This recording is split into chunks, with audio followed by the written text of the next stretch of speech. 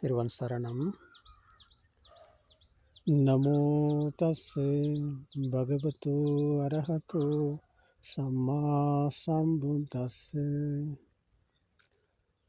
அதிகௌரவத்துக்குரிய எங்களுடைய கல்யாண மித்ர குருநாதர் புத்தோத்பாதோ ஆர்யன் வாம்சவின் பாத நமஸ்காரம். இப்போ நாங்கள் பார்ப்போம் தனிமை. பகவான் புத்தர் அவர்கள் தனிமையை விரும்பியவர்கள். கூட்டத்தோடு இருக்கும்போது, மனிதர்களோடு இருக்கும்போது மனிதர்கள் மனதின் அலைபாய்தலுக்கு அகப்பட்டு, மனதின் மாயைக்கு அகப்பட்டு சென்று கொண்டு அந்த மன உளைச்சல்களுக்கு உள்ளாகி வேதனையில், துன்பத்தில், போட்டி, பொறாமை என்று வாழும் மனிதர்கள் மத்தியில் வாழ்வதென்பது ரொம்ப கடினமான ஒரு விடயம். அதனால் தனிமையில் இருப்பது என்பது சிங்கத்தை போல. ஒரு சிங்கம் காட்டில் தனியாக இருப்பதை போல இந்த தனிமையில் இருக்கும் போது அந்த உணர்வு, அந்த ஃபீல் என்பது ரொம்ப டிஃப்ரெண்ட்டானது ஒன்று. ரொம்ப ஒரு மகிழ்ச்சியான ஒரு நிலையை தருகிறது. அந்த தனிமையில் இனிமை ஒன்று இருக்குது. அது சொல்ல முடியாத அளவுக்கு ஒரு இனிமை. அப்போ அந்த இனிமையைத்தான் பகவான் புத்தர் அவர்கள் விரும்பினார்கள். ஆனாலும் இதபிக்கவே பிக்கு, இந்த புத்த சாசனத்தின் தனிமைதான் புத்த சுபாவத்தை அடைந்தவர்களின் இருப்பிடமாக இருக்க வேண்டும் என்று பகவான் புத்தர் அவர்கள் எங்கேயுமே யாருக்குமே சொல்லலை. புத்த சுபாவம் அடைய முதல்ல பகவான் புத்தர் அவர்கள் காட்டுக்கு போயிட்டு தனியாக தான் இருந்தார். சித்தார்த்தராக இருக்கும்போது இந்த வழியை தேடி செல்கிற போது தனிமையில் தான் இருந்தார்கள். பிறகு நண்பர்களை சந்தித்தார், குருமார்களை சந்தித்தார். அவர்களிடமிருந்து கடைசியில் விடை பெற்று கொண்டு தனியாகவே தர்மத்தை புரிந்து கொண்டார். அப்போது இப்படியாக தனிமையில் சத்தியத்தை புரிந்து கொண்டு தனிமையாக இருந்த பகவான் புத்தர் அவர்கள் காட்டிலிருந்து வெளியில் வருகிறார். மனிதர்கள் இடத்துக்கு செல்கிறார். மனிதர்கள் இருக்கும் இடத்துக்கு தேடி செல்கிறார். மனிதர்களை தேடி சென்று அந்த மனிதர்களுக்கு சத்தியத்தை போதிக்கிறார். அப்போ இதை கேட்டு வழிக்கு நடைமுறையில் கையாண்ட மனிதர்கள் சத்தியத்தை புரிந்து கொண்டு அன்றாட வாழ்க்கையில் அவரவர் இருக்கும் இடத்தில் சத்தியத்தை புரிந்து உணர்ந்து சாந்தமான இனிமையான சுவையில் வீட்டிருந்தார்கள், மகிழ்ச்சியாக இருந்தார்கள். அப்போ இந்த புத்த சாசனத்தின் தனிமை என்பது கூட்டத்திலிருந்து விலகி தனியாக காட்டுக்கு போயிட்டு இருப்பது என்பது கிடையாது. உண்மையான தனிமை என்றால் என்ன என்று பார்த்தால், கூட்டத்திலும் தனியாக இருப்பது தான் உண்மையான தனிமை. பகவான் புத்தர் அவர்கள் போதனை செய்யும் தனிமை என்பது கூட்டத்திலும் 1000 பேர் இருந்தாலும் 1000 பேருக்கு மத்தியில் தான் தனிமையில் இருப்பது தான் உண்மையான தனிமை. அப்போது அங்கே படபடப்பு இல்லை, அங்கே போராட்டம் இல்லை, அங்கே போட்டி இல்லை. அந்த இடத்துல வெறுப்பு என்பது கிடையாது. வெறுப்பு அற்ற நிலைக்கு பேர் தான் தனிமை. இந்த தனிமை என்பது கூட்டத்திலும் இருக்கக்கூடியது. எவ்வளோ பெரிய கூட்டமாக இருந்தாலும் அந்த தனிமையிலும் அந்த கூட்டத்திலும் அவர் தனிமையாக இருப்பாராக இருந்தால் அதுதான் இந்த புத்த சாசனத்தின் இதபிக்கவே பிக்கு இந்த புத்த சாசனத்தின் தனிமை என்று பகவான் புத்தர் அவர்கள் போதிக்கிறார்கள். அப்போது இது எல்லாமே இந்த சத்தியத்தை புரிந்து கொண்ட பகவான் புத்தர் அவர்கள் 1000 பேர் இருந்தாலும் கூட்டமாக இருந்தாலும் எவ்வளோ பெரிய கூட்டமாக இருந்தாலும் அந்த இடத்துல பகவான் புத்தர் அவர்கள் எங்கேயுமே யாருக்குமே தன்னுடைய மனம் தடுமாற்றத்துக்குள்ளாகலை, எந்த இடத்துலையுமே தடுமாற்றம் அடையலை. தடுமாற்றம் அடையாத மனம்தான் புத்த மனம், மனதின் பின் ஓடாத நிலை, மனதின் மாயைக்கு அகப்படாத நிலை, மனதை வென்ற நிலை, இதுதான் புத்த நிலை. அப்போது தனிமை என்பது நாங்கள் எல்லாத்தையும் விட்டுட்டு இன்றைக்கி சொல்கிறது போல் எல்லாத்தையும் விட்டுட்டு காட்டுக்கு போகணும், தியானம் பண்ணணும், அப்போ அங்கே உட்காந்துக்கிட்டு இருந்தால் இதுதான் தனிமை, இதுதான். அப்போ அங்கே போட்டி பொறாமை கிடையாது, நாங்கள் எதையுமே எங்களை எதையுமே தேடி வராது, நாங்கள் எதையுமே தேடி போக வேண்டிய வராது, அப்போ பிரச்சனை இல்லை, இனிமையாக மகிழ்ச்சியாக வாழலாம் என்று கோரும் ஞானிகள் இன்றைக்கு இருக்கிறாங்க. அப்போது அது அல்ல உண்மை, அது அல்ல சத்தியம், அது வெறும் தற்காலிகமான தனிமை, அது வெறும் கொஞ்ச காலத்துக்கு கொஞ்ச நேரத்துக்குள்ள தனிமை.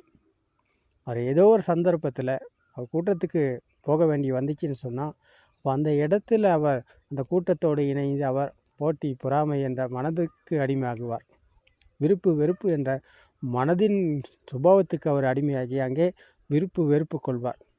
அதுவல்ல உண்மையான தனிமை, அதுவல்ல நிரந்தரமான தனிமை. நிரந்தரமான தனிமை என்பது கூட்டத்திலும் இருக்கக்கூடியது. எவ்வளோ பெரிய கூட்டத்திலும் அவர் தனிமையாக இருப்பாராக இருந்தால் அங்கே இருக்கிறது புத்த சுபாவம். அங்கே மனம் அலைபாயாது, மனம் எண்ணங்களின் பின் ஓடாது, மனதுக்கு அடிமை இல்லாத நிலை புத்த சுபாவம் அடைந்த நிலை. அப்போ இது எல்லாமே இருப்பது எப்படின்னு பார்த்தா இந்த படித்த சமுப்பாத தர்மத்தில் தான். ஆச்சரியமிக்க அற்புதமான மகா காம்பீரமான சத்திய தர்மத்தை புரிந்து உணர்ந்து பிரத்யக்ஷம் அடைந்த நிலையில்தான் இந்த தனிமை இருக்கிறது. அப்போ அந்த தனிமையில் ஒருவர் கிடையாது. புத்தர் என்றால் ஒருவர் அல்ல, தர்மம் என்றால் ஏதுமல்ல. இப்போ ஏதுமில்லாத தர்மத்தை புரிந்து கொண்ட புத்த நிலையை அடைபவர் என்று ஒருவர் இங்கே இல்லாமல் போகிறார். துஷ்டியிலிருந்து மீண்ட போது அங்கே ஒருவர் இல்லை. அப்போது இந்த மரம் போல், இந்த காற்றை போல், இந்த சுபாவ தர்மமும் அவரும் ஒன்று தான். இதில் இரண்டு கிடையாது. நான் வேறு சுபாவம் வேறு என்று இரண்டு கிடையாது, எல்லாமே ஒன்று தான். மழை பெய்தாலும் வெயில் அடித்தாலும் காற்று வீசினாலும் அது சுபாவத்தின் தன்மையாக இருக்கிறது. அப்போது இந்த உடலில் நான் இல்லாமல் சென்சர்கள் இயங்குது. அப்போ சென்சர்களால் உருவானது எங்கேயும் இல்லை, ஏதும் இல்லை, எங்கேயும் இல்லை அப்படின்ற சத்தியத்தை புரிந்து உணர்ந்தவர் புத்த சுபாவம் அடைகிறார்னா அப்போ சுபாவ தர்மத்தோடு அவர் இணைகிறார். சுபாவ தர்மம் என்றால் பார்க்கும் இடத்திலெல்லாம் பார்ப்போம். மேலே பார்த்தா ஆகாயம், கீழே பார்த்தா பூமி, மரங்கள், செடிகள், கொடிகள், பறவைகள், பூக்கள் எல்லாமே சுபாவ தர்மம் தானே. அப்போ இயற்கை தானே. அந்த இயற்கையோடு இணைகிற சுபாவம் தான் புத்த சுபாவம். இயற்கையோடு இணைந்த போது அங்கே இருவர் கிடையாது, இருவர் இல்லை, எல்லாம் ஒரே நிலை, புத்த நிலை. அப்போது இந்த நிலையை அடைந்தவர் அவர் இருப்பது தனிமையில், அவர் இருப்பது கூட்டத்தோடு அல்ல. 1000 பேர் இருந்தாலும் அவர் இருப்பது தனிமையில், அவர் இருப்பது யாரோடும் இணைந்து அல்ல. அவருக்கு யாருமே கிடையாது. ஏனென்றால் எல்லாம் இருக்கும் இடத்தில் அவர் இருக்கிறார். எல்லாம் இல்லாத நிலையில் எதுவுமே கிடையாது, ஒன்றுமே இல்லை அப்படின்ற சத்தியத்தை உணர்ந்த போது அவர் உணர்வுக்குள் விழித்து கொள்ளுகிறார். 3 காலங்கள் உண்மை ஆகாது என்ற 3 காலங்களிலிருந்து மீள்கிறார். 3 காலங்களிலிருந்து விடுதலை பெறுகிறார். விடுதலை அடைந்த சுபாவம் தான் புத்த சுபாவம். புத்த சுபாவத்துக்குள் ஒருவர் அல்ல, ஒருவர் இல்லை. இந்த நிலையின் ஆச்சரியமிக்க அற்புதமான கம்பீரமான சாரம் பரம சத்தியத்தை புரிந்து உணர்ந்து பிரத்யட்சமடைந்த நிலை தான் புத்த நிலை. அந்த நிலையை அடையும் போது அங்கே தனிமை தான் இருக்கிறது. அந்த தனிமையில் இருக்குது இனிமை. அந்த இனிமைக்கு பெயர் தான் ஏதாம் சாந்தங் ஏதாம் பிரணீதங் எதிதாம் சப்ப சங்கார சமத்தோ. சாந்தமான இனிமையான சுவை இருப்பது இந்த சத்தியத்தை புரிந்து உணர்ந்த நிலை. அப்போது இது இருப்பது அப்போ எங்கே இருக்குதுன்னு சொல்லி பார்த்தா படிக்க சமுப்பாத தர்மத்தில். அதை வேறு யாருமே இன்றைக்கி போதனை செய்யலை. உலகில் நிறைய ஞானிகள் என்று சொல்லும் மனிதர்கள் இருக்கிறாங்க. இன்றைக்கி தலைப்பாகையை கட்டிக்கொண்டு நான் ஞானம் அடைந்து விட்டேன், இதை நீங்கள் செஞ்சீங்க சொன்னால், இந்த தியானம் பண்ணீங்க சொன்னால், இப்படி செஞ்சீங்க சொன்னால் உங்களுக்கும் ஞானம் கிடைக்கும், நீங்களும் ஞானி ஆகுவீங்க அப்படின்றத இன்றைக்கி சொல்கிறாங்க. ஆனால் ஞானம் அடைந்த ஒருவர் இந்த உலகத்தில் எங்கேயுமே இருக்க முடியாது. அது சாத்தியம் இல்லாத ஒரு காரியம். பகவான் புத்தர் அவர்கள் அப்படி யாரையுமே சொல்லலை. நீ ஞானம் அடைந்து விட்டாய் அப்படின்னு சொல்லி யாரையுமே சொல்லலை. ஞானம் அடைந்த போது அவரிடமிருந்து அவர் மீள்கிறார். அவர் இல்லாமல் அங்கே ஞானம் என்பதற்கு பெயர் ஞானம் அடைந்த போது அங்கே அவர் இல்லாமல் போகிறார். அவரை அவர் இழக்கிறார்.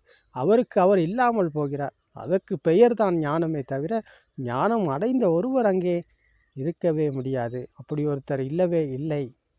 ஏன்னா நாங்கள் நினச்சிக்கிட்டு இருக்கிறதுனால தான் எல்லாமே இருக்குது. நினைப்பில் தான் எல்லாமே இருக்குது. நினைப்பில் இருந்து மீண்ட போது எதுவுமே இங்கே கிடையாது. சத்தியத்தை உணர்ந்த போது எதுவுமே இங்கே கிடையாது. அப்போ இதற்கு பெயர் தான் ஞானம். இதுதான் புத்த ஞானம். அப்போ எல்லாத்திலும் இருந்து மீண்ட சுபாவம் புத்த சுபாவம். ஞானம் அடைந்த ஒருவர் இருக்கிறாரா? புத்தர் என்றால் ஒருவரா? இல்லை, புத்தர் என்றால் ஒருவர் அல்ல. உப்புக்கு ஆஜீவ கேட்கிறார். முதலாக பகவான் புத்தர் அவர்கள் காட்டிலிருந்து முதல் போதனையை செய்வதற்காக இந்த பசக தவசர்களை கொன்னஞ்ச வப்ப பத்தி அஸ்ஸஜி மகாநாம என்கிற 5 நண்பர்களை சந்திக்க தேடி வருகிற போது இடையில் உப்பக்க ஆஜீவ என்ற மனிதர் நடுவில் நின்று கேட்கிறார், சுவாமி, நீங்கள் தோற்றத்தில் மிகவும் அழகாக இருக்கிறீர்கள். நீங்கள் கடவுளா, மனிதனா, இறைவனா, ஆண்டவனா, இல்லாட்டி பிரம்மாவா நீங்கள் அப்படின்னு சொல்லி ஒவ்வொரு பெயரையும் சொல்லி கேட்குறார். இப்போ இதற்கெல்லாமே பகவான் புத்தர் அவர்கள் இல்லை, நான் இல்லை என்ற பதிலை சொல்கிறார். மனிதனா? இல்லை. கடவுளா? இல்லை. பிரம்மாவா? இல்லை. அப்போது யார் நீங்கள் கடைசியாக கேட்குறார். அப்போ தான் சொல்கிறார், நான் புத்த என்று. அப்போது புத்த என்றால் அங்கே ஒருவர் இல்லை என்ற பொருள் தான் இங்கே தெளிவாக தெரிகிறது. புத்தர் என்றால் ஒருவர் அல்ல. புத்த சுபாவத்தில் ஒருவர் இல்லை. அங்கே மனிதனும் இல்லை, கடவுளும் இல்லை, இறைவனும் இல்லை, பிரம்மாவும் இல்லை. எல்லாத்திலும் இருந்து எல்லா துஷ்டிகளில் இருந்து மீண்ட சுபாவம் தான் புத்த சுபாவம். புத்த சுபாவத்துக்குள் ஒருவர் அல்ல என்றால் அங்கே இருப்பது சத்தியம் மட்டும்தான். சத்திய தர்மத்தை புரிந்து உணர்ந்து பிரத்யக்ஷம் அடைந்த நிலைக்கு பேர் தான் புத்த என்றால் அங்கே இருப்பது அப்போ தர்மம் மட்டும்தான், சத்தியம் மட்டும்தான். அப்போது அதை போதனை செய்வாராக இருந்தால் அங்கே தான் வழி திறக்கிறது. அப்போது அந்த வழிதான் இந்த படிக்க சமுப்பாத தர்மம். பசக தவசர்களுக்கு இந்த தம்மச்சக்க பௌத்தன சூத்திர போதனையில் பகவான் புத்தர் அவர்கள் கூறுகிறார்கள், சக்குங் உதப்பாதி, ஞானங் உதப்பாதி, வித்யா உதப்பாதி, ஆலோகோ உதப்பாதி, பிரக்ஞா உதப்பாதி என்று. சத்தியத்தை கேட்டு புரிந்து கொள்பவர் சத்தியத்தை காண்கிறார். சத்தியத்தை காண்பவருக்கு பெயர் தான் சக்குங் உதப்பாதி. தர்மத்தை காண்கிறார், அவர் சத்தியத்தை காண்கிறார். அது என்ன? அது அப்போ வெளியில் தெரிவது வெளியில் இருக்கிறதா? இல்லை. கண்களுக்கு தெரிவது வெளியில் இருக்கா? இல்லை. அது ஒரு எண்ணம் மட்டுமே. நாங்கள் சொல்கிறோம் இது ரோஜா செடி என்று. இல்லை, அது உண்மையாக ரோஜா செடி அல்ல. அது ஒரு எண்ணம் மட்டுமே. கண்களுக்கு தெரிந்த ஒரு வர்ணம், காதுக்கு கேட்ட சத்தம், மூக்கால் உணர்ந்த வாசனை, நாக்கால் உணர்ந்த சுவை, உடலால் உணர்ந்த குளிர், உஷ்ணம், இறுக்கமான பாரமான இந்த தன்மைக்கு பெயர் தான். இதெல்லாமே சேர்ந்து இணைந்த இந்த இணைப்பால் உருவானது தான் ரோஜா செடியே தவிர அது வெளியில் இருக்கும் ஒன்று அல்ல. இதுதான் அந்த இணைப்பு. அந்த இணைப்பை தான் பகவான் புத்தர் அவர்கள் கூறுகிறார்கள். சம்பந்தம் இல்லாத 2 ஒன்றாக இணைந்தால் ஒரு சக்தி பிறக்கிறது. அந்த சக்தியானது தான் மனம். அதுக்கு பெயர் தான் இந்த ஆன்மா என்ற துஷ்டி. அந்த சக்திக்கு பெயர், அந்த பவருக்கு பெயர். அந்த பவர்னால தான் அப்போது நாங்கள் எல்லாம் இருக்குதுன்னு சொல்லி நீங்கள் பிடிச்சு கொண்டிருக்கோம் அந்த பவரில், அந்த சக்தியால். அப்படி ஒன்று உண்மையிலேயுமே அது உண்மையாகவே அப்படி ஒன்று கிடையாது. அப்போது இந்த சம்பந்தமில்லாத இரண்டு ஒன்றாக இணைஞ்சனால் உருவானதே தவிர அது அப்படி ஒன்று எங்கேயுமே கிடையாது என்று தான் பகவான் புத்தர் அவர்கள் கூறுகிறார்கள். அப்போது இதை நாங்கள் சத்தியத்தை கண்டால்தான், சத்தியத்தை பார்த்தால்தான் எங்களுக்கு அதன் உண்மை யதார்த்தம் புரியும். அப்போ புரிஞ்சு கொள்வதற்கு நாங்கள் சத்தியத்தை காண வேண்டியிருக்கிறது. அப்போது இதற்கு பெயர் தான் சக்குங் உதப்பாதி. பகவான் புத்தர் அவர்கள் கூறுகிறார்கள், சக்குங் உதப்பாதி ஞானங் உதப்பாதி. சத்தியத்தை காண்பவருக்குத்தான் ஞானம் பிறக்கிறது. இப்போது வெளியில் ரோஜா செடி இருந்தால் அந்த ரோஜா செடி தான் நான். ஏதா மம ஏசோ அமஸ்மிங் ஏசுவாமி அத்தா. ரோஜா செடி வெளியில் இருந்தால் அதை காணும் நான் இங்கே இங்கே இருக்கிறேன். வெளியில் ரோஜா செடி இருக்கிறது, இப்போ அதை காணும் நான் இங்கே இருக்கிறேன். இப்போ இங்கே தான் இரண்டு பக்கங்கள் உருவாகுது.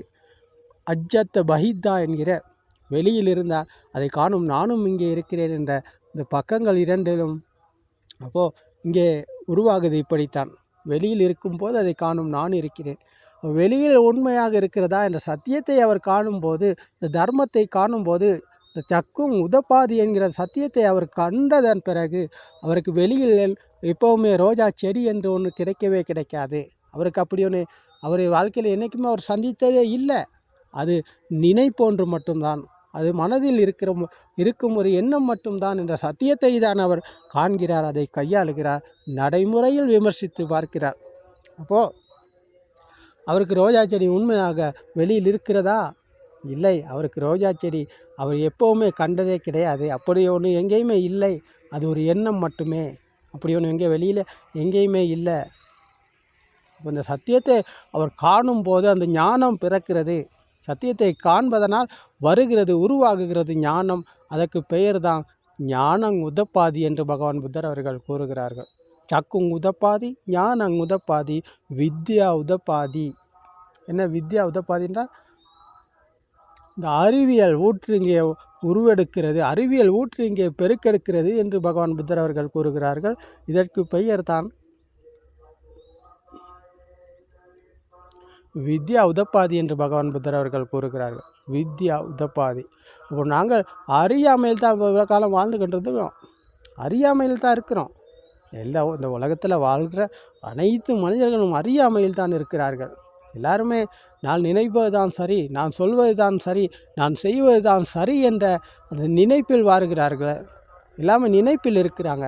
நான் நினைப்பது தான் சரி, நான் செய்வது தான் சரி, நான் சொல்வது தான் சரி என்ற அந்த சப்ப சங்கார என்ற அந்த பார்ப்பதிலும் சரி, கேட்பதிலும் சரி, உணர்வதிலும் சரி, பேச்சிலும் சரி, செயலிலும் சரி, எண்ணங்களிலும் சரி, எல்லாமே இந்த எண்ணங்களில் தான் அவர் வாழ்கிறார்கள்.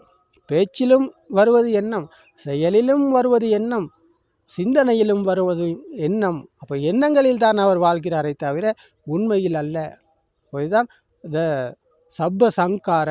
எல்லாமே எண்ணங்கள் தான். சங்கார என்றால் எண்ணம். அப்போ சப்ப என்றால் எல்லாமே எண்ணங்கள் தான். செயலும் ஒரு எண்ணம், சிந்தனையும் ஒரு எண்ணம், பேச்சும் ஒரு எண்ணம். அப்போது எண்ணங்களில் தான் நாங்கள் வாழ்கிறோமே தவிர நான் நினைப்பது தான் சரி, நான் செய்வது தான் சரி, நான் சொல்வது தான் சரி என்ற நிலையில் நாங்கள் வாழ்கிறோமே தவிர உண்மையான சத்தியத்தை யாரும் காணாதனால, சத்தியத்தை யாரும் உணராதனால அவர்கள் இந்த நான் என்ற துஷ்டியில் இருந்து கொண்டு அவர் நினைத்து கொண்டிருக்கிறார். நான் செய்வது தான் சரின்னு சொல்லி, நான் சொல்வது தான் சரின்னு சொல்லி, நான் நினைப்பது தான் சரி என்ற நிலையில் அவர் நினைத்து பிடித்து கொண்டிருக்கிறார். அந்த பிடிப்புக்கு பெயர் தான் துஷ்டி, ஆன்மா என்ற துஷ்டி. அவர் துஷ்டியில் இருப்பதன் காரணமாக அந்த மனிதன் என்ன செய்கிறான்னு பாருங்கள், அந்த சப்ப சங்கார என்கிற அந்த அனைத்து எண்ணங்களுக்கும் அடிமையாகி இருக்கிறார். அதை உலகத்தை உண்மையை நம்பிக்கொண்டிருக்கிறார். பார்ப்பது, கேட்பது, உணர்வது என்ற அந்த திட்ட சுத்த முத்த என்கிற இந்த உலகம் உண்மையினை காண்பது, பார்ப்பது, கேட்பது, உணர்வது என்ற இந்த உலகம் உண்மையினை நினைத்து நம்பிக்கொண்டு வாழ்கிறார். அப்போது இந்த வாழ்க்கையில் அவர் என்றைக்குமே இன்பத்தை அடையலை. அவர் உண்மையான தனிமையை உணரலை. ஏன்னா அவர் தனியாக இருந்தாலும் சரி, அவர் இருப்பது மனதின் எண்ணங்களுக்கு என்றால், மனதுக்கு அடிமையாகி இருக்கிறார் என்றால் அவர் தனிமையில் அல்ல இருக்கிறார். இப்போ வீட்டிலேருந்து காட்டில் போயிட்டு ஒரு மனிதன் காட்டில் தியானம் பண்ணி கொண்டு இருந்தாருன்னு சொன்னால், மனதை ஒரு நிலைப்படுத்தி கொண்டு இருக்கிறாருன்னு சொன்னால், அவர் மனதை ஒரு நிலைப்படுத்தி கொண்டு இருக்கும் வரைக்கும் அந்த சமாதி என்பது இருக்கும். சமத சமாதியில் அவர் இருப்பார்.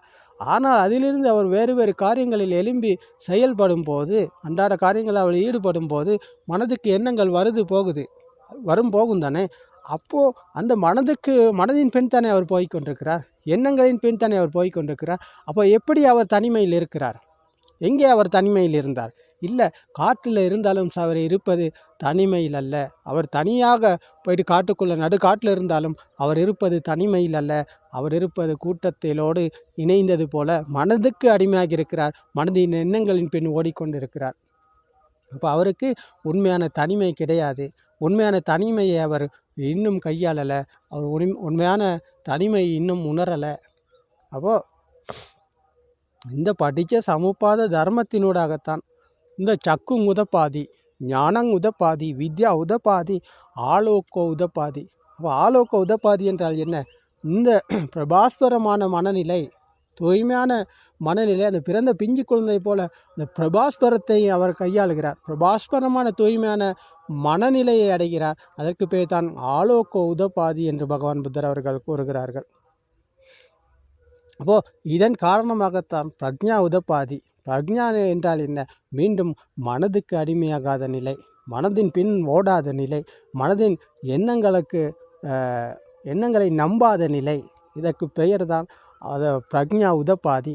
அப்போது இந்த பிரக்ஞா என்பது தான் அவருடைய நிர்வாண வழியை அவருக்கு கொண்டு செல்லுகிறது.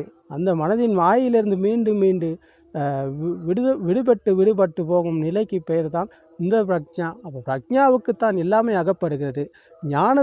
ஞானத்தின் வழியாக பிரக்ஞாவால் அவர் பார்த்து, ஞானத்தின் வழியாக அவர் உணர்ந்து, பிரக்ஞாவால் அவர் மீண்டும் போகும் நிலைக்கு பேர் தான் இந்த பிரக்ஞா என்று பகவான் புத்தர் அவர்கள் கூறுகிறார்கள். அப்போது இது படிப்படியாக போகும் பயணம், கொஞ்சம் கொஞ்சமாக மெதுவாக போகிற பயணம். இப்போ இந்த பயணத்தின் போது நாங்கள் தடுமாற்றத்தில் இருந்து மீண்டும் போகும்,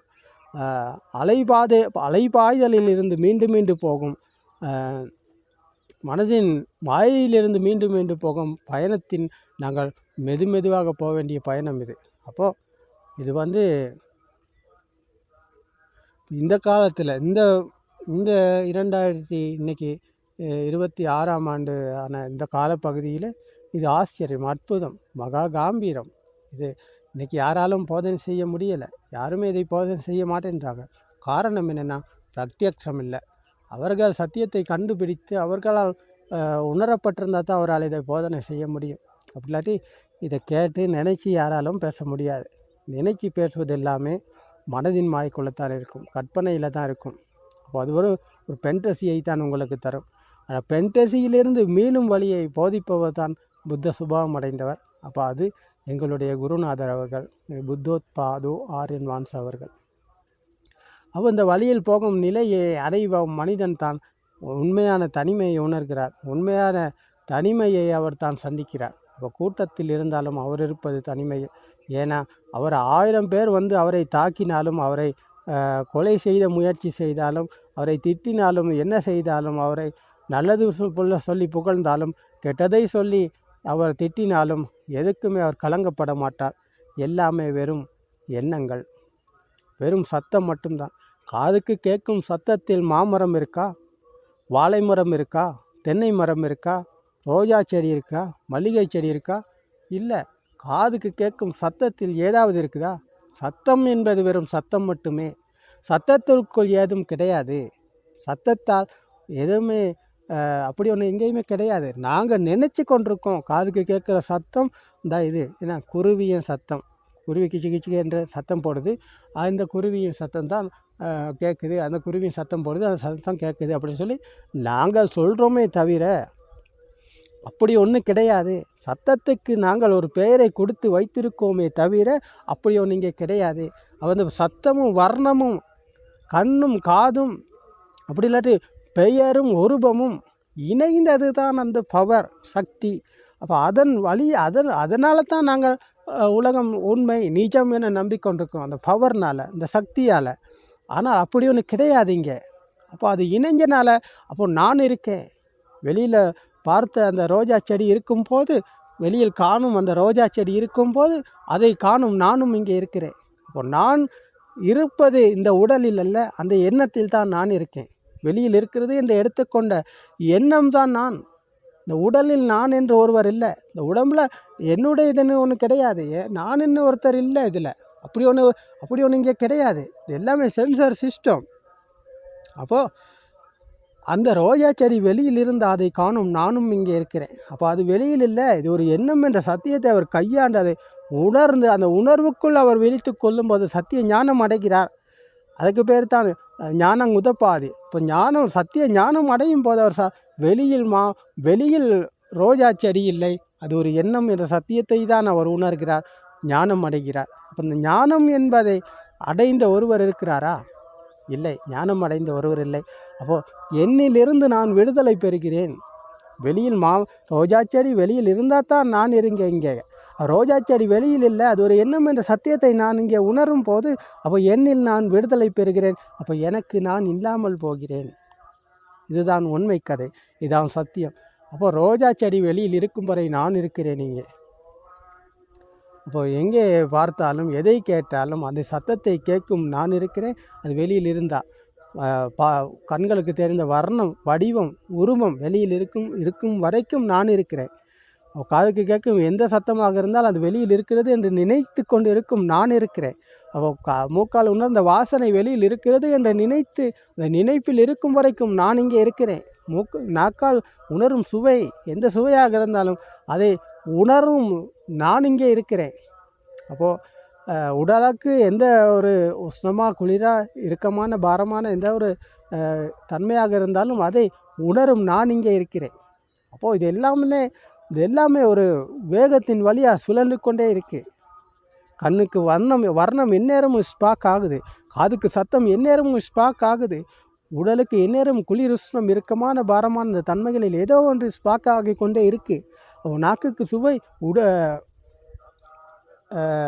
மூக்குக்கு வாசனை என்பது எந்நேரமும் ஸ்பாக் ஆகி கொண்டே இருக்குது. அப்போ இது வேகமாக சுழலுது. இந்த ஸ்பாக் என்பது வேகமாக சுழலுது.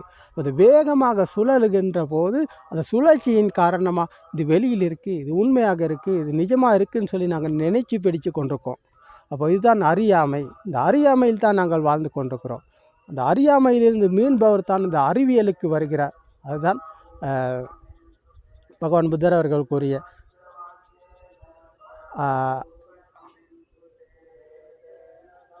வித்யா உதப்பாதி. வித்யாவென்ற அந்த அறிவியல் இங்கே அவரை அறிவியலை கையாளுகிறார். அறிவியல் ஊற்று இங்கே பெருக்கெடுக்குது. அப்போ அந்த அறிவியலை கையாளுகிறார். அது வரைக்கும் யாரும் அறிவியலை கையாளல. அறிவியல் என்றால் அவருக்கு தெரியாமல் இருக்குது. சத்தியத்தை காண்பவர் தான் அறிவியலுக்கு வருகிறார், உண்மையான சத்தியத்தை காண்கிறார். சத்தியத்தை காண்பதனால் தான் இவை எல்லாமே வந்துச்சு. இது எல்லாமே இந்த படிப்படியாக ஒரு வழிக்கு வந்தது சத்தியத்தை கண்டால் தான் வரும். சத்தியத்தை காண்பதற்குத்தான் பகவான் புத்தர் அவர்கள் சத்தியத்தை போதனை செய்தார்கள். அப்போது காட்டிலிருந்து கொண்டு சத்தியத்தை போதனை செய்யலை, வெளியில் வந்தார். மக்கள் இருக்கும் இடத்துக்கு, மனிதர்கள் இருக்கும் இடத்துக்கு சென்று மனிதர்களை அழைத்து அவர்களுக்கு சத்தியத்தை போதனை செய்தார். பகவான் புத்தரிடத்திலும் வந்து சத்தியத்தை விமர்சித்தாங்க. புத்தர் வந்திருக்கிறார், அப்போ அவர்கிட்ட இன்றைக்கி போதனை இருக்குது, இந்த இடத்துல இன்றைக்கி போதனைகள் இருக்குது, நாங்களும் போவோம் அப்படின்னு சொல்லி கூட்டம் திரண்டு வந்து கேள்விகளை கேட்டாங்க. அப்போது பகவான் புத்தர் அவர்கள் தர்மத்தை போதனை செய்தார், வழியை காட்டினார். வழிக்கு வந்தவர் சத்தியத்தை புரிந்து கொண்டார், வழிக்கு வராதவர் பகவான் புத்தரையும் பிழை சொன்னார், அவரையும் தாக்க முயற்சி செய்தார், அவரையும் கொலை செய்ய முயற்சி செய்தார். அப்போது இது எல்லாமே புத்தஜன மனிதனின் சுபாவம். புத்தர் என்ற ஒருவர் இருக்கிறார், அப்போ அவரை கொண்டு நான் புத்தராக வேண்டும் என்ற நிலையில் இருந்த மனிதன் புத்தரை கொல்ல முயற்சி செய்தார். சத்தியத்தை காண்பவர் புத்தரை கண்டார் என்றார். அப்போ தர்மம்தான் புத்தரை காண்பவர் புத்தரை காண முடியாதவர்னாலும் தர்மத்தை காணாதவருக்கு. ஏன்னா புத்தர் என்றால் ஒருவர் அல்ல. யோ தம்மம் பசதி சோமம் பசதி. தர்மத்தை காண்பவர் புத்தரை காண்பார். தர்மத்தை காணுங்க, நீங்கள் புத்தரை காண்பீங்க. தர்மத்தை காணாமல் நீங்கள் சிலையில் புத்தரை தேடினால், உருவத்தில் புத்தரை தேடினால், படத்தில் புத்தரை தேடினால் உங்களுக்கு ஒருபோதும் புத்தரை அம்பிட மாட்டார். ஒருபோதும் உங்களுக்கு புத்தரை தெரிய மாட்டார். நீங்கள் தர்மத்தை காணுங்க, உங்களுக்கு புத்தரை காண முடியும். புத்தர் என்றால் ஒருவர் அல்ல. ஒரு சுபாவ தர்மத்தோடு இணைந்த நிலைக்கு போய் தான் புத்தர். அப்போது இந்த மரம், செடி, கொடி, காற்று எல்லாமே இயற்கை, எல்லாமே சுபாவ தர்மம். அப்போ இந்த சுபாவ தர்மமும் இந்த உடலான நானும் அதோடு இணைகிறேன். அப்போது இந்த இணைப்புக்கு பெயர் தான் அந்த தர்மத்தை புரிந்து கொண்ட நிலை. அப்போ இந்த உடலில் நான் என்று ஒருவருக்கு இல்லை. இந்த உடல் என்னுடையதல்ல, இது என்னுடைய ஆன்மா என்று இங்கே ஒன்று கிடையாது. அப்போ நான் இல்லை, எனதில்லை, என்னுடைய ஆன்மான்னு ஒன்று சொல்லி இந்த உடல் இல்லைன்னு சொன்னால் அப்போ அந்த எண்ணம் தான் நான். அப்போ அந்த எண்ணத்திலும் உண்மை இல்லை என்று சொன்னால் அப்போ நான் எங்கே இருக்கேன்? நான் எங்கேயுமே கிடையாது. நான் அப்படி ஒருத்தர் இல்லை. நான் நினச்சி கொண்டிருக்கேன் நான் ஒன்று ஒரு இருக்கிறேன், எல்லாம் இருக்குது. அப்போ அந்த எல்லாம் இருக்கும் நான் இருக்கேன் அப்படின்னு சொல்லி நாங்கள் நினச்சி கொண்டிருக்கிறோம். ஆனால் உண்மையிலேயுமே நான் என்று இங்கே ஒருவர் இல்லை. சத்தியமாக இங்கே நான் என்று ஒருவர் இல்லை. அப்போ அது உண்மையை புரிந்து கொண்டால் தான் நான் என்று இங்கே ஒருவர் இல்லை அப்படின்றத எங்களால் புரிஞ்சு கொள்ள முடியும். அப்போ அது எல்லாமே சென்சர் சிஸ்டம். கண்களுக்கு வர்ணம் தெரியுது, காதுக்கு சத்தம் கேட்குது, மூக்குக்கு வாசனை, நாக்குக்கு சுவை, உடலுக்கு குளிர் உஷ்ணம், இவை எல்லாமே வழக்கம் போல் செயல்படுது. ஆனால் இந்த சத்தியத்தை புரிஞ்சு கொண்டதன் பிறகு அதுக்கு இல்லை பெருமதி மதிப்பும் அழிஞ்சு போயிடுது. இப்போ நாங்கள் உலகம் உண்மையை நம்பிக்கொண்டு இருக்கும்போது அதுக்கு ஒரு பெருமதி மதிப்பும் எங்களிடம் இருக்குது. அதையும் அந்த மதிப்பை கொடுத்து தான் அதை எதையுமே நாங்கள் கையாளுறோம், பார்க்குறோம், வைக்கிறோம், எல்லாம் செய்கிறோம். ஆனால் சத்தியத்தை புரிந்து கொண்டதன் பிறகு அதுக்கு உள்ள பெருமதி மதிப்பு இது எல்லாமே இழக்கப்படுது, இழந்து போகுது. இப்போ இந்த இழந்ததன் பிறகு அப்போது என்னிலிருந்து தான் நான் விடுதலை பெறுகிறேன். அந்த இழப்புக்கு பேர் தான் நான் இல்லாமல் போகிறேன்.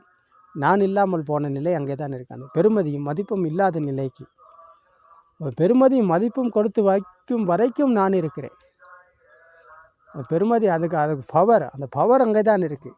அந்த எனர்ஜி, அந்த அந்த அந்த பிடிப்பு அதுதான், அது அந்த பவர். அப்போ அதுக்குள்ளே பெருமதி மதிப்பும் இல்லாத அழிந்து போனதன் பிறகு அந்த பவரை தான் அழிஞ்சு போகுது, அந்த பெருமதி தான் அழிஞ்சு போகுது. அப்போது சாமானியமான நிலை, எளிமையான நிலை, தனிமையான நிலை. இப்போ எதுக்குமே கலங்க வேண்டிய அவசியம் இல்லை. எதுக்குமே போட்டி போடவோ, பொறாமை போடவோ, பழி வாங்கவோ, திட்டம் போடவோ எதுவுமே அங்கே இல்லை. அப்போ அதுதான் சுபாவ தர்மத்தோடு இணைந்த நிலை. இப்போ மரம் போல், மரத்துக்கு ஏதாவது பிரச்சனை இருக்குதா? மரத்துக்கு வெயில் அடித்தாலும் ஒன்று தான், மரத்துக்கு மழை பெய்தாலும் ஒன்று தான், வெயிலுக்கு காற்று வீசினாலும் மரத்துக்கு எந்த ஒரு பிரச்சனையும் இல்லையே. மரத்துக்கு அப்படி ஒரு பிரச்சனையே கிடையாது. மரம் அது பாட்டுக்கு இருக்குது. அப்போ இதே போல தான் இந்த சத்தியத்தை புரிந்து கொண்டதன் பிறகு அது எதுவாக இருந்தாலும், எந்த ஒரு எண்ணமாக இருந்தாலும் இவரை தாக்காதது. மனதுக்கு எண்ணங்கள், இந்த கண்களுக்கு வர்ணம் தெரிவது போல், காதுக்கு சத்தம் கேட்பது போல், மனதுக்கு எந்நேரம் எண்ணங்கள் வரும் போகும். ஆனால் அதுக்குள்ளே பவர் அழிஞ்சிருச்சின்னு சொன்னால், அதுக்குள்ளே அந்த எனர்ஜி, அந்த பவர் அழிஞ்சு போச்சுன்னு சொன்னால், அப்போ அது சாதாரணமாக செயல்பாடு நடந்து கொண்டு இருக்குமே தவிர அதுக்குள்ளே உருவான ஒருவர் இல்லை. அப்போ அந்த பவர் இல்லாமல் போகுது, அழிஞ்சு போயிடுச்சு. அழிஞ்சு போனதன் பிறகு சாமானியமான முறையில் எல்லாமே நடக்குது, அவ்வளோதான். சாமானியமான முறையில் எல்லாமே வழக்கம் போல் நடக்குது. ஆனால் அவர் எதற்குமே கலங்காமல், எதற்குமே ஈடுபாடு காட்டாமல், எதற்குமே அவர் தன்னை பெரிய ஆளாக்கி கொள்ளணும், தான் பெரிய ஆள், எனக்கு எல்லாம் தெரியும், நான் தான் எல்லாம் சரி அப்படின்ற நிலையில் இல்லை. அவர் சாமானியமான எளிமையான வாழ்க்கை, இனிமையான வாழ்க்கை, மகிழ்ச்சியான ஆனந்தமான வாழ்க்கை, அமைதியான வாழ்க்கை, தனிமையான வாழ்க்கை. அப்போ கூட்டத்தில் இருந்தாலும் சரி அவர் தனிமையாக இருப்பார். குடும்பத்தோடு இணைந்து அவர் குடும்ப வாழ்க்கையில் வாழ்ந்தாலும் அவர் இருப்பது தனிமையில்.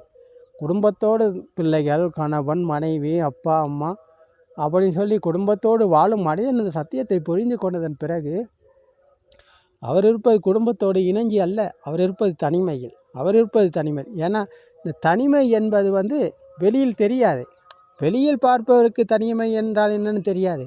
கூட்டத்தோடு இருந்தாலும் தனிமையில் இருக்கிறார் என்றால் அவர் மனம் எதுக்குமே கலங்காத நிலை, மனம் அலைப்பாயாத நிலை, மனதின் பின் ஓடாத நிலை, அதுக்கு பெயர் தான் தனிமை.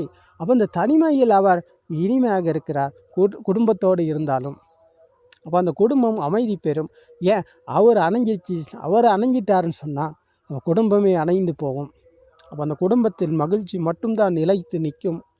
குடும்பத்தில் எந்த ஒரு பிரச்சனையுமே தலை தூக்காது, எந்த ஒரு பிரச்சனையுமே தலைக்கு மேலே போகாது. ஏன்னா பிரச்சனை எல்லாமே மனதில் தான் இருக்குது, எண்ணங்களில் தான் இருக்குது. அப்போ எண்ணங்களில் உண்மை இல்லை என்ற சத்தியத்தை புரிந்து கொண்டதன் பிறகு பிரச்சனை எங்கே இருக்குது? பிரச்சனை எங்கேயுமே இல்லை சாமி, அப்படி எங்கேயுமே இல்லை. பிரச்சனை எங்கேயுமே இல்லை. அப்படி ஒரு பிரச்சனை எங்கேயுமே கிடையாது. இனிமை, தனிமை, மகிழ்ச்சி. இதை புரிஞ்சு கொள்வது கஷ்டம். அதை புரிஞ்சு கொண்டதன் பிறகு சாமானியமாக வாழ முடியும். எளிமையான ஒரு வாழ்க்கை, இனிமையான ஒரு வாழ்க்கையை வாழ முடியும். அப்போ அதுதான் வேணும், இதுதான் வேணும், அது சரி வராது, இது சரி வராது அப்படின்னு சொல்லி அதற்கு எதுக்குமே அவர் பிடிச்சு கொள்ளவோ இல்லாட்டி விடுறதுக்கோ அப்படி ஒன்றும் இல்லை. விரும்புவதற்கும் ஒன்றும் இல்லை, வெறுக்கிறதுக்கும் ஒன்றும் இல்லை. அப்படின்ற நிலையில் இருப்பவருக்கு ஏதும் இல்லை, ஒன்றும் இல்லை. ஏதும் இல்லாத ஒன்றும் இல்லாத சத்தியத்தை புரிந்து உணர்ந்தவர் புத்த சுபாவம் அடைகிறார் என்றால் அப்போ அவர் புத்த சுபாவம் அடைந்து விட்டதன் பிறகு சாமானிய வாழ்க்கை தானே. இந்த தனிமை என்பது இதற்குள்ளத்தான் இருக்குது. அப்போ அது வேற எங்கேயுமே கிடையாது. தான் எங்கே இருந்தாலும் அங்கே அது தனிமையில் இருப்பார். காட்டிலும் இருந்தால் அவர் தனிமையில் தான் இருப்பார். வீட்டில் இருந்தாலும் தனிமையில் தான் இருப்பார். ரோட்டில் இருந்தாலும் அவர் தனிமையில் தான் இருப்பார். பஸ்ஸில் கூட்டமாக போனாலும் அவர் தனிமையில் தான் இருப்பார். எங்கே இருந்தாலும் எந்த கூட்டத்தில் இருந்தாலும் அவர் இருப்பது தனிமையில். அவரை கலங்கப்படுத்தவோ, அவரை புண்படுத்தவோ, அவரை யாராலும் கொலை செய்யவோ, அவரை திட்டவோ, அவரை அடிக்கவோ, அவரை யாராலும் எதுவுமே செய்ய முடியாது. அவரை எப்போவுமே யாராலும் எதுவுமே செய்ய முடியாது. காரணம் என்னென்னா, அவர் அங்கே இல்லை, இந்த உடலில் அவர் இல்லை. சென்சர்கள் இயங்குது, ஆனால் அந்த சென்சர்களால் உருவான அவர் இல்லை. சென்சர்கள் இயங்குது, வழக்கம் போல் இயங்குது. அவர் இல்லாத போது அவரை அடிக்க முடியுமா? அவரை திட்ட முடியுமா? அவரை பேச முடியுமா? அவரை ஏதாவது செய்ய முடியுமா? அவர் கொலை செய்ய முடியுமா? இல்லை, கொலை செய்யவும் முடியாது. காரணம் என்னென்னா, கொலை செய்யவும் அங்கே ஒருத்தர் இல்லை. சாகும் நிலையில் மரணத்தை வென்றவருக்கு மரணம் எங்கே இருக்குது? மரணத்தை வென்றவருக்கு மரணம் கிடையாது. மரணத்தை வென்று விட்டார் அவர். புத்த சுபாவம் அடையும் போது அவர் மரணத்தை வெல்கிறார். உலகம் இருக்கும் வரைக்கும் நான் இருக்கிறேன். உலகத்தை வென்றபோது நான் இல்லாமல் போகிறேன். என்னில் நான் விடுதலை பெறுகிறேன். அப்போது உலகத்தை வென்றவருக்கு மரணம் இல்லை. மரணத்தை வென்றவரை மரணிக்க முடியுமா? கொல்ல முடியுமா? முடியாது. அது ஒருபோதும் நடக்காத காரியம். அப்போ இந்த நிலையை அடைந்தவரை யாராலும் கொலை செய்யவும் முடியாது. புத்தரை கொலை செய்ய முயற்சி செய்தார். யார்?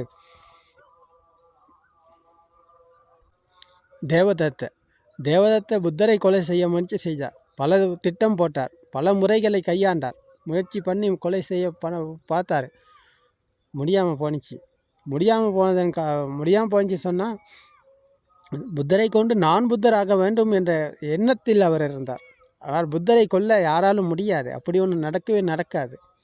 காரணம் என்னென்னா, அந்த உடலை அழித்து விட்டாப்புல புத்த சுபாவம் அடைந்த ஒருவரை அழிக்க முடியாது. ஏன்னா அவர் உலகத்தை வென்று விட்டார், மரணத்தை வென்று விட்டார். பார்ப்பவருக்கு இவர்தான் புத்தர் என்ற நினைத்து கொண்டு இருப்பார். அப்போ இவரை அழிச்சிட்டு நான் அந்த நிலைக்கு வரணும் அப்படின்னு சொல்லி நினைப்பார். அப்போ அது புத்தக்ஜனரின் மனநிலை. அது அஸ்ருதவத் புத்தக்ஜன மித்யாதுஷ்டிக உம்மந்தக்கரின் மனநிலை. அது இன்னொருத்தரை இல்லாமல் அழிச்சிட்டு அந்த இடத்துக்கு நான் வரணும், இன்னொருத்தரை இல்லாமக்கிட்டு நான் அந்த இடத்துக்கு வரணும், போட்டி போட்டு பொறாமைப்பட்டு ஏதாவது ஒரு வழியில் நான் அந்த இடத்துக்கு வரணும் அப்படின்னு நினைக்கிறவர் இந்த அஸ்ருதவத் புத்தக்ஜன மித்யாதுஷ்டிக உம்மந்தக்க. அப்போ அவர் இந்த காவி உடையை அணிஞ்சு கொண்டு இன்றைக்கி இருக்கிறாங்க உலகத்தில். அப்படியானவர்கள் தான் இன்றைக்கி நிறைய இருக்கிறாங்க. சத்தியத்தை புரிந்து கொண்டவர்கள் அவ்வளோ பெருசாக கிடையாது. அவ்வளோ சொல்லும் அளவுக்கு அவ்வளோ பெரிய இல்லை, பெருசாக இல்லை. ஆனால் இந்த மாதிரி சுபாவம் உள்ளவர்கள் நிறைய பேர் இருக்கிறாங்க இன்றைக்கி உலகத்தில். அப்போ அவர்கள் தோற்றத்தில் ஒரு பிக்ஷுவை போல இருந்தாலும் நடிகர்களாகத்தான் இருக்கிறார்கள். அது உண்மை கிடையாது. நடிகர் அல்ல புத்தர். சத்தியத்தை புரிந்து உணர்ந்தவர். அவர் எந்த துணியை போட்டு கொண்டிருந்தாலும் அதற்குள்ள புத்த சுபாவம் இல்லைன்னு சொன்னால் அது பிக்ஷு கிடையாது. அப்போது பிக்ஷு என்றால் இந்த ராகதேச மோக என்ற ஆசிரவ கெலஸ் தர்மம், ஆசிரவ என்றால் இந்த ராகதேச மோக, அது மீண்ட வழிக்கு வருபவர், அதில் மீளும் வழிக்கு வருபவர் தான் பிக்ஷு. அப்போ அவரை தவிர பகவான் புத்தர் அவர்கள் வேறு யாரையுமே பிக்ஷு என்று சொல்லலை. தோற்றத்தில் பிக்ஷுவாக இருந்தவர் புத்த சுபாவம் அடைய முடியாது. அவர் இந்த வழிக்கு வராமல் ஒரு பிக்ஷுவும் ஆக முடியாது. இன்றைக்கு உலகத்தில் இருக்கும் பிக்ஷுக்கள் எல்லாமே தோற்றத்தில் இருக்கிறார்கள். அவர்கள் நடிகரை போல இருக்கிறார்கள். போட்டி பொறாமை பழிவாங்கல் என்ற நிலையில் இருந்து கொண்டு சாமானியமான இந்த புத்தக்ஜன வாழ்க்கையும் வாழும் மனிதர் இருக்கிறார்கள். அப்போது அதற்கு நாங்கள் ஒன்றும் பேச வரல. உண்மையை நீங்கள் புரிஞ்சு கொண்டால் நீங்கள் எங்கே இருந்தாலும் இந்த உலகில் எந்த இடத்தில் இருந்தாலும் ஜாதி பேதம், மதபேதம், இனபேதம் அப்படின்னு எந்த ஒரு பாகுபாடும் இல்லை. இந்த சத்தியத்தை புரிந்து கொள்வதற்கு சத்தியத்தை புரிந்து கொண்டவரின் சுபாவம் என்ற ஆண் பெண் என்ற சுபாவம் இங்கே இல்லை. எல்லாமே ஒன்று தான். சத்தியத்தை புரிந்து கொண்டதன் பிறகு எல்லாமே ஒன்று தான். இங்கே ஆண் பெண் என்று கிடையாது. மேல் ஜாதி, கீழ் ஜாதி, படித்தவர், படிக்காதவர், நல்லவர், கெட்டவர் அப்படின்றது எல்லாமே இந்த கதைக்குள்ளே இங்கே அப்படி ஒன்று கிடையாது. அதெல்லாமே புத்தக்ஜனின் மனநிலை. படித்தவர், படிக்காதவர், நல்லவர், கெட்டவர், இவர் பணக்காரர், இவர் ஏழை அப்படின்றது எல்லாமே இங்கே கிடையாது. இவர் தமிழ், இவர் இஸ்லாம், இது அப்படின்லாம் இங்கே ஒன்றும் கிடையாது. எல்லாமே ஒன்று தான். எல்லாமே ஒரே நிலை. இந்த ஒரே நிலை ஆக்கிய பெயர் தான் புத்த நிலை. அதான் சுபாவ தர்மத்தோடு இணைந்த நிலை, இயற்கையோடு இணைந்த நிலை. அப்போ இந்த சத்திய தர்மம் உங்களுக்கும் துணையாக இருக்கும். திருவர் சரணம்.